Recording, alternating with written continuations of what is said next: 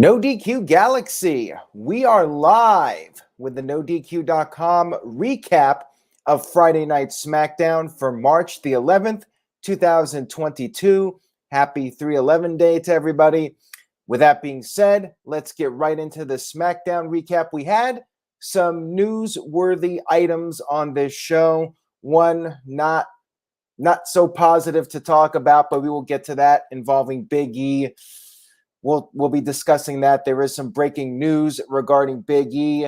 We'll talk about that here in a few moments. We kicked off SmackDown with a recap from Madison Square Garden, the Roman Reigns attack on Brock Lesnar. And then we had Brock Lesnar himself back in action, coming down to the ring with his cowboy hat and championship. He was mad, as you would expect. He said that Roman Reigns changed the game. And then he showed the spot where he got busted open by Roman at Madison Square Garden. He said, "You do not draw first blood on Brock Lesnar and get away with it." He said that he only cares about one thing, and that's blood. Blood for blood. He literally threw the WWE Championship out of the ring. That's when Paul Heyman showed up and revealed that Roman Reigns is not there. Roman Reigns is not on SmackDown. And Lesnar responded by saying, well, if Reigns isn't there, who is going to protect Paul Heyman? Lesnar ran out of the ring, chased after Paul Heyman.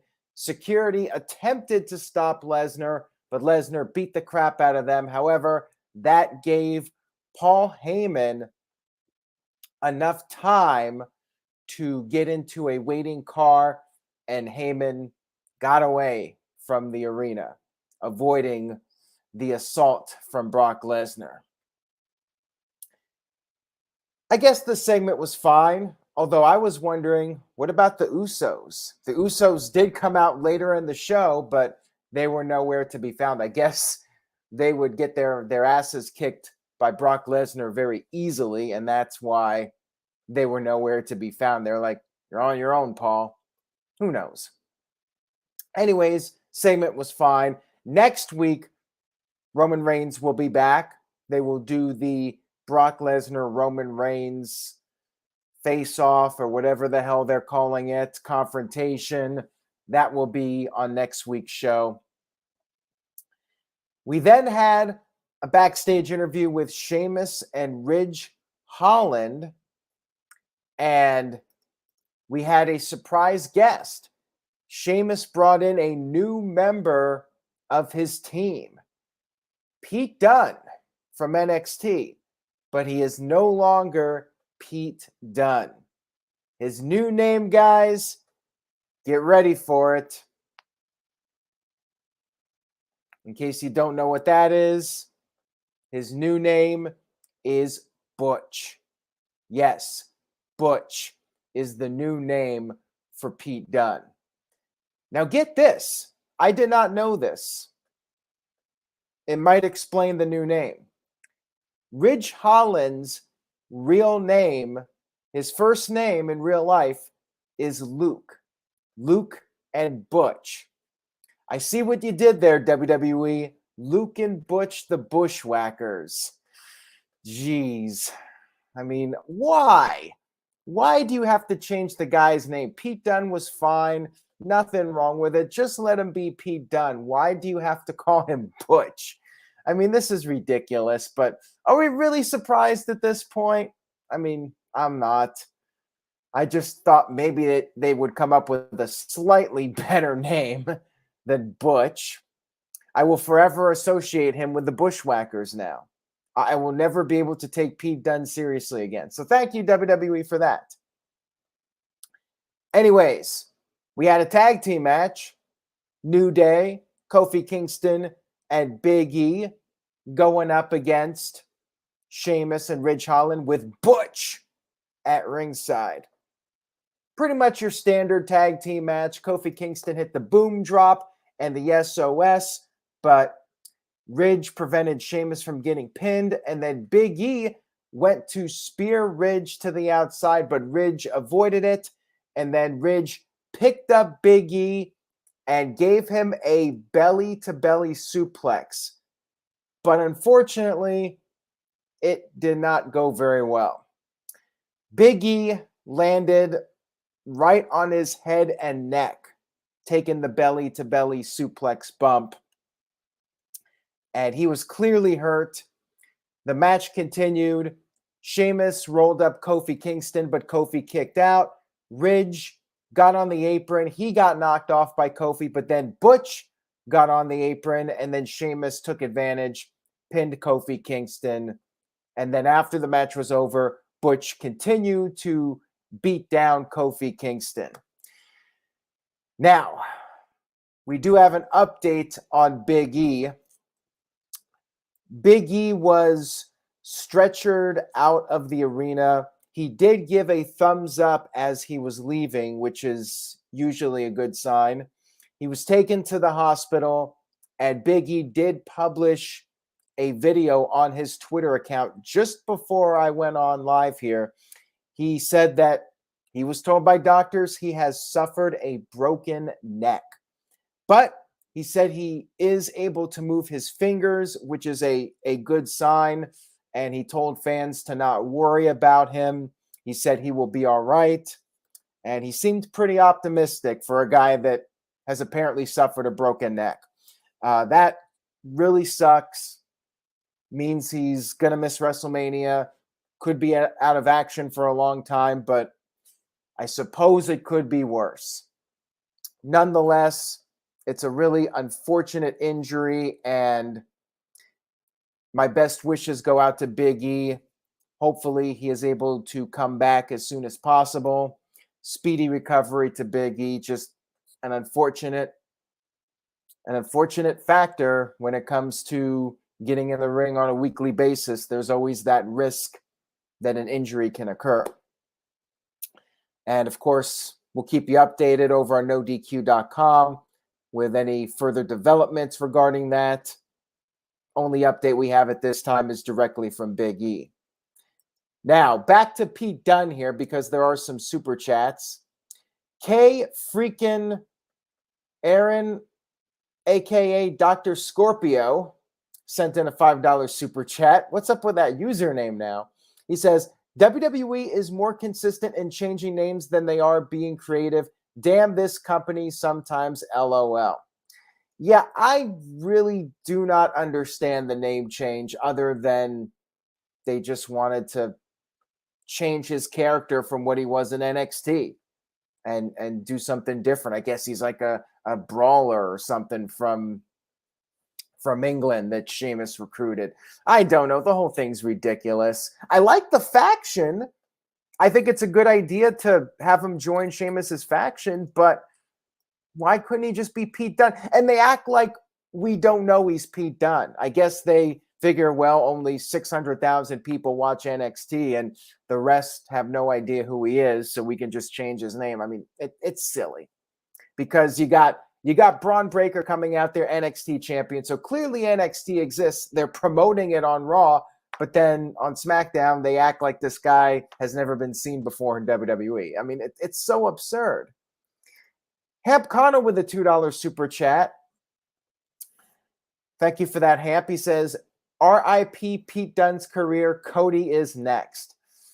Man, I hope not. I hope they do not screw Cody up if he does, in fact, come in. And Pete Dunne might be okay from this. I mean, maybe the 6-man program. I mean, I don't know what they're going to do now because I feel like this was going to set up a match with the New Day, with Xavier coming back, and now with Big E out. That definitely seems like it's in limbo. And I'm not sure what's going to happen with Ridge Holland. I mean, accidents happen, but unfortunately, things happen, and people get punished even if they didn't do anything wrong. It's just really unfortunate across the board. Psycho Jet Black, sent in a $5 super chat. Thank you for that, Psycho Jet Black. I appreciate it. Says, I think they changed Pete Dunne's name because he's a Triple H project and they want to make it clear he's not in charge of anything anymore. You could be onto something with that. It's hard to say. I just feel like they always need to reinvent these guys. They need to reinvent the wheel. Mick Foley said it best with Karrion Kross. The company always feels like they have to reinvent the wheel when it's not necessary at all. But I guess we'll see what happens. Maybe this will work out for him. We'll have to see. Never say never, right? D. Martin the Fifth with a $5 super chat. Thank you for that. Says, if you change the U to an I in Butch, you get my exact thoughts on how Vince is using the bruiserweight. Ouch. Yeah, a lot of people are not happy with it, and I really do not get it, like I said. And Psycho Jet Black sent in a $2 super chat. Will Ridge Holland be punished for the accident? I mean, it's an accident, so I would say he shouldn't, but I just feel like somebody is going to say, you know what, this guy's not safe and he's not ready for prime time, and there are going to be people venting their frustrations about him. I mean, that's how things go, and I think it sucks, but would not shock me if Ridge Holland doesn't get a big push moving forward. Maybe he will, though. Maybe they'll chalk it up to an accident and we can all move forward from this. Fortunately, it looks like Big E's going to be okay, and it could have been worse, like I said. Dr. Scorpio with his name says, with a $5 super chat, thank you again, says, the Mania sign that caught on fire at the Royal Rumble is a terrible omen so far. The road to WrestleMania this year is cursed, LOL. I mean, I think there have been far worse WrestleMania buildups than this one. This one hasn't been great, but I think there have been worse ones. They're still on track to drawing over 150,000 people for 2 nights of WrestleMania, which is a lot. I mean, doesn't matter what you think of WWE or what their numbers are as far as TV ratings go. That's a lot of people. They're drawing big numbers. They're going to bring in a huge gate for WrestleMania. They're going to be fine. Regardless of what happens with the build-up, regardless of what happens leading up, WrestleMania will go on and it'll be business as usual. Walter Cruz sent in a $10 super chat. Thank you, Walter. Says, I missed the match and injury, but get better Big E could be a blessing in disguise when he returns. He gets a renewed push as a single star and wins the title again and gets a proper run. Yeah, that could be a good thing, but of course, the concern is that if you suffer a broken neck, you're never quite the same again. You see what happened with Steve Austin and countless others where a broken neck ends up taking years off your career. Now, we have seen people come back from those types of injuries, so it's certainly a possibility. Knowing Big E and how tough that guy is, I'm willing to bet he'll be back and he'll come back and do great things. So anyways, we'll move on here. Again, best wishes to Big E. Never something fun to talk about. We'll move on here to the stuff with Steve Austin. I just mentioned Austin's name. And just to respond to a comment here, it was 100% a legitimate injury, not a work. Kevin Owens, Steve Austin, a recap was shown of the Owens promo from Raw, and then we got footage shown from Austin's promo that he uploaded to WWE's social media networks. It is official. Kevin Owens, Steve Austin, confrontation at WrestleMania. Not being billed as a match, at least not yet. They might end up making it a match, but for now, I guess we get We get more than a stunner. We get Austin throwing some punches, and maybe Owens hits him with a couple punches, and then Austin hits a stunner. I guess that's more than what Austin has done. I mean, I'm looking forward to it, but I mean, if they're going to go through with this, like, I feel like they got to go all the way. If Austin's going to do something physical, he should just do a match. Like, trying to do a fight without it being a match, I guess it'll be fine, but I feel like either go all the way or don't do it at all. Just kind of how I feel about it. We had footage shown from TMZ. They spoke with Johnny Knoxville. And I guess the storyline here was that Sami Zayn got his phone number and started texting him all these harassing messages. So Knoxville decided to take Austin's phone number and put it on a banner and have a plane fly around with Sami Zayn's phone number on it. And apparently Zayn got all these calls and messages, like hundreds of them. And Sami Zayn was backstage very upset about this, but said Johnny Knoxville's not there. He's got a rematch against Ricochet for the Intercontinental title, and he's going to win back his title. Ricochet was lucky last week because of Knoxville's interference, so on and so forth, and that was the setup for the main event. Sami Zayn facing Ricochet in a rematch for the Intercontinental title. And I meant Sami Zayn's number, not Steve Austin. Thank you for that, Psycho Jet Black. We had Drew McIntyre come into the ring for a match. There was supposed to be I think a 6-man tag team match. Yeah, Drew McIntyre and the Viking Raiders against Happy Corbin, Madcap Moss, and Jinder Mahal.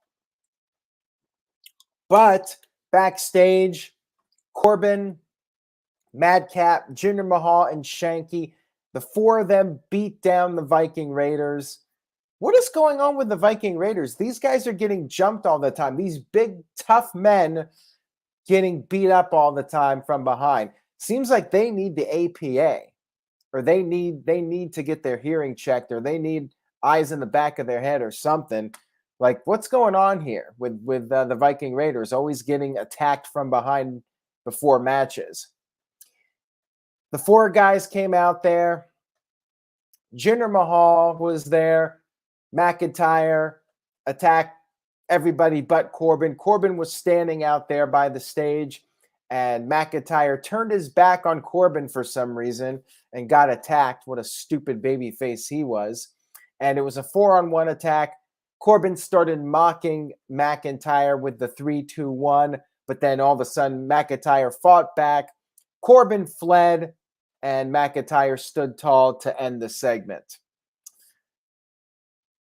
This really did nothing for me. I still have little to no interest in seeing Happy Corbin compete at WrestleMania. So as far as I'm concerned, this segment was a miss because it made me no more interested in this match than I was before.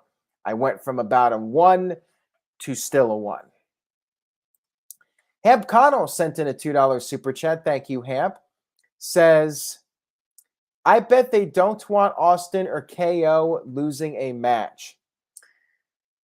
I don't think they care if KO wins or loses a match, and he's getting a stunner either way, whether it's a match or not. Don't think it really matters. I just think, like, you're saying this is Austin's first big confrontation in 19 years, but it's not a match. Like, I mean, just do a match or don't do it at all. We had Ronda Rousey come down to the ring for a promo, and she talked about how Charlotte referred to her as a one-trick pony. And she said, well, you know what? Mike Tyson, it's the same thing as calling Mike Tyson a one-trick pony when all he did was knock people out with a punch. She said that because of what Charlotte said, she has learned or refined the ankle lock that she learned from Kurt Angle, and said she will tap out Charlotte with the ankle lock at WrestleMania. And we had Charlotte Flair come down to the ring because, of course, and she guaranteed there will not be a tap out at WrestleMania. And Ronda said not only did she already do it, but she'll do it again at WrestleMania. And then Charlotte said she'll make Ronda tap out, but instead of putting her money where her mouth was, she left the ring and walked to the back. Segment was okay, I guess, but again, my excitement level for this went from a 5, and it was still a 5 when it was over. Next up, we had Naomi and Sasha Banks teaming up against Shayna Baszler and Natalya, the tag team champions. Zelina Vega and Carmella were at ringside. Carmella was focused on her looks. Michael Cole said that Carmella hasn't been focused and needs to get it together. And at one point, Sasha Banks sent Natalya into the champions, and that led to the usual angle that's done here when people are on commentary or sitting at ringside. Carmella got on the apron. Zelina Vega got on the apron. Natalya ended up being knocked into Zelina, and then Sasha Banks picked up the win over Natalya. Segment was okay, but my excitement level for the women's tag team title match went from a 2, and when this was over, it is still a 2. Psycho Jet Black with a $2 super chat says, imagine a heel Ronda versus a face Charlotte. Oof. Yeah, you're right. The feud, the storyline could be worse than it is if the roles were reversed. They're definitely in the right roles right now, but I'm still not really looking forward to the match all that much. It'll probably be a good match, which is why I said a 5 instead of a 1 or a 2, but I'm still not doing jumping somersaults for this match or anything like that. We had the Usos coming down to the ring for a promo, and they said that WWE management has no worthy opponents for them. But then all of a sudden we had Shinsuke Nakamura's music hit. Him and Rick Boogs came down to the ring. Boogs' leg was taped up, but he said that they will be the next tag team champions. And the Usos had a proposition. They said that if Boogs, who had his leg taped up, could beat Jey Uso, the Usos will give them a tag team title match at WrestleMania.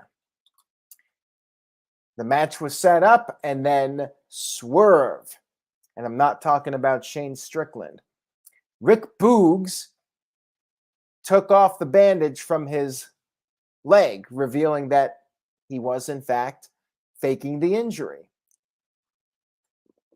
Babyface outsmarts the heel. I almost want to give this SmackDown a letter grade up, because for once we see the heels getting outsmarted by the babyfaces.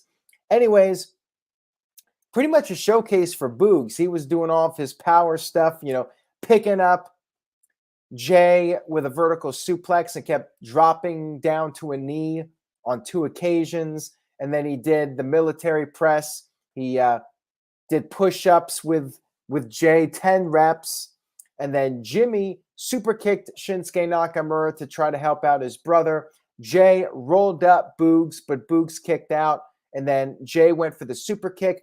Boogs caught him, hit him with the Boogs cruise, the pump handle slam, and he got the 1-2-3 victory, meaning Boogs and Shin will get the tag team title match at WrestleMania. Don't think they're winning the tag team titles, but I like Boogs, I like Shin, so I'm glad they're getting this match at WrestleMania. And afterwards, Jimmy attacked Boogs with the guitar, and then they took their leave. So this was okay. I'm fine with this match. My excitement level, moderate, probably a 5 or a 6. We'll see if they can get it up or down over the next couple of weeks. Psycho Jet Black with a $2 super chat. Thank you for that. Says, who's the bigger swerve, Strickland or Russo? It has to be Vince Russo. Nobody swerves more in this business than Vince Russo, although he hasn't really done much of anything in a decade, but he's still swerving people to this day with his commentaries on wrestling. You never know what the guy is going to say or what's going to come out of nowhere from him. We had our main event of the evening. We had Ricochet the new United States champion, defending against Sami Zayn in a rematch from last week. Austin Theory interrupted before the match could even get going. He went over by Pat McAfee. He slapped McAfee for the second week in a row. McAfee had enough. He attacked Theory. Michael Cole was going crazy trying to get McAfee to calm down.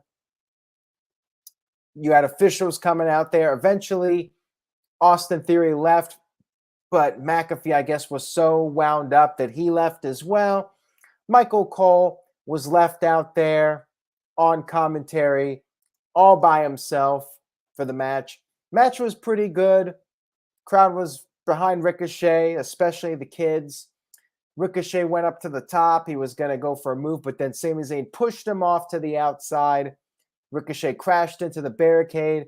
Sami Zayn dominated for a while. He hit the blue thunder bomb. 1, 2, 3. New United States champion. No, I'm kidding. Blue thunder bomb never ends a match. Never, ever, ever does. Of course there was a kick out. And Ricochet not only kicked out, but he made his comeback. He hit the recoil, and then he hit the 630. Pinned Sami Zayn 1, 2, 3. Still your Intercontinental champion. Already on track to have more title defenses than Shinsuke Nakamura. So this was good. And, you know, Sami Zayn's doing the comedy match with Johnny Knoxville, so he doesn't really need to be winning any matches right now. This was fine. This was good. And then we ended SmackDown with a backstage brawl between Charlotte Flair and Ronda Rousey. Charlotte suplexed Ronda on a car and then put a submission on her to build up some heat for the pay-per-view. My interest level in this match was at a 5, and when this was over, it was still a 5. Overall, SmackDown was okay, but you could probably get the idea from watching this recap that I don't really think it did much to boost up my interest for WrestleMania. I think the Pat McAfee Austin Theory brawl was decent, so maybe that slightly increased my excitement level. Maybe a little bit with the Brock Lesnar match, although really next week is the big angle with that. And unfortunately, we had the injury to Big E, the broken neck. So that kind of brought things down. I'm just going to give the show a C-. And the minus is because of what happened to Big E. Show was very average, standard wrestling show. Not too much to get excited over. Largely skippable. You could really just not watch this show and you would not miss much of anything. So yeah, I would say I would not recommend this show. Wasn't a bad show, but definitely a skippable one in my opinion. So that was SmackDown, everybody, and that wraps up another week of wrestling as we get closer to the WrestleMania 38 Premium Live event. We got a lot of content coming up. I believe 13 straight nights of live streaming coming up to the NoDQ.com YouTube channel. I'm going to be doing predictions for each night of WrestleMania, and I will be having all the dates and everything posted very soon. Be on the lookout for that. And again, if you enjoyed the video, give it a like and spread the word. Tell a friend, subscribe, turn on that notification bell so you get the updates, and stay tuned to NoDQ.com for all the updates. We'll keep you posted on Big E and all the other things happening in the world of wrestling. And I will see you guys Monday night after Raw, which is in Jacksonville, Florida. Will we see a dashing appearance? Time will tell. But until then, have a great weekend, everybody. Take care, stay safe, and remember, say yes to NoDQ.com. See you next time.